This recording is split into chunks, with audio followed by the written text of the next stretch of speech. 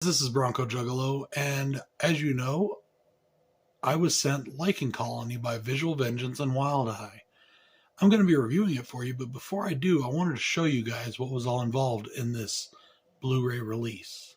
Now, of course, we got this awesome slipcover, and on the inside, we have some even better cover art. Now, as you can see, this does include the laugh tracks version, and it's got just some really cool shit on it. Now, if we open this up, you can see this really nice picture disc. Very cool, right? And as you can obviously see here, we have some reversible cover art. So let's move that picture disc out of the way and see what it looks like. So this is the reversible cover art. Very simplistic, pretty cool. I think I like the other one better, but this is kind of cool and retro. Now, along with this release, we get these awesome old school horror stickers.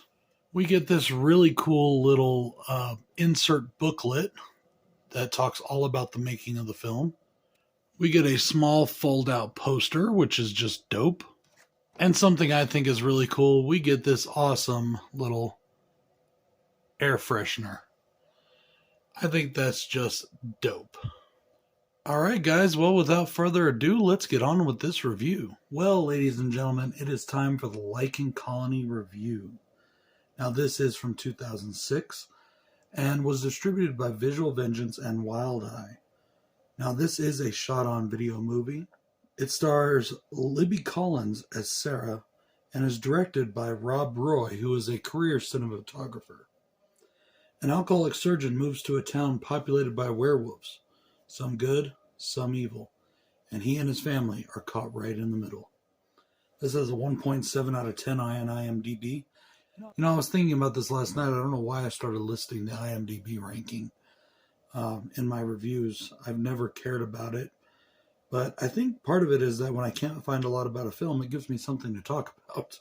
The director, Rob Roy, supposedly went to Kevin Bacon's house to get him to do a cameo in the movie and was chased off by Kevin Bacon's dogs. Now, there is no confirmation to support that I know of. This is just something I read on the internet that supposedly happened. Whether it did or not, I'll leave up to you. I will say this about this movie. 5 minutes in, and I wanted the wife to die gruesomely. Guys, I do have some pros and some cons for this film. I'm going to go through the cons kind of quickly. Choppy editing, non-existent lighting, which I was really disappointed in when I found out that this guy is a cinematographer, and he's done cinematography for some, pretty decent budget films. I was kind of shocked that he was not very good at lighting this movie. Even though it is shot on video, it doesn't mean that you can't have good lighting. The actors, with the exception of Libby Collins, were pretty bad.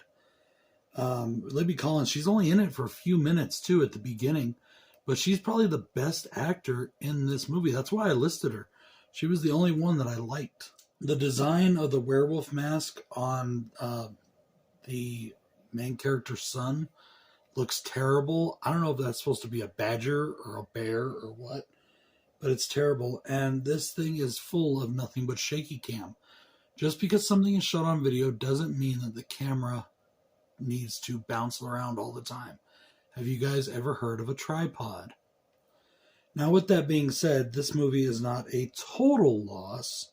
There were some things I enjoyed about it, such as the comedy. Mom's loud-ass snoring, which was post. You can tell it was done in post. And that was just struck me as funny. I mean, I liked the part where they sneaked the booze into the AA meeting. That was funny. And this movie has a good story. It was just not brought to fruition very well. I really did like Libby Collins' acting for the short time that we got her.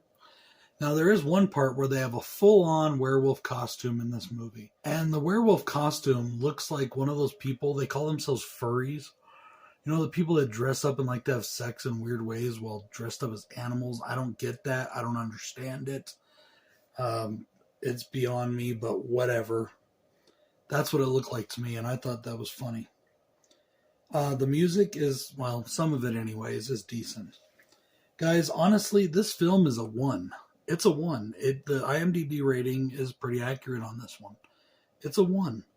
But let me tell you, there is a saving grace. And that saving grace is the riff tracks.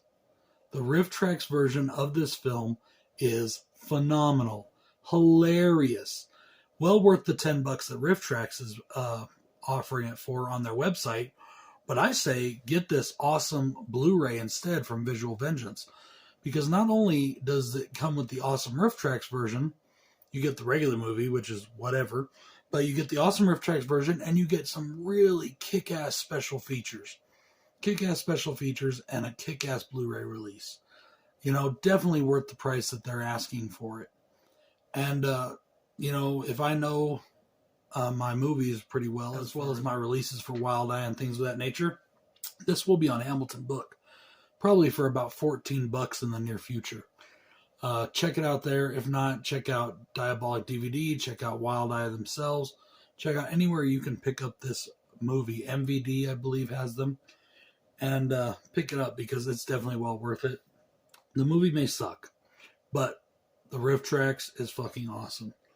At least Rob Roy gave us something ripe for parody and for comedy.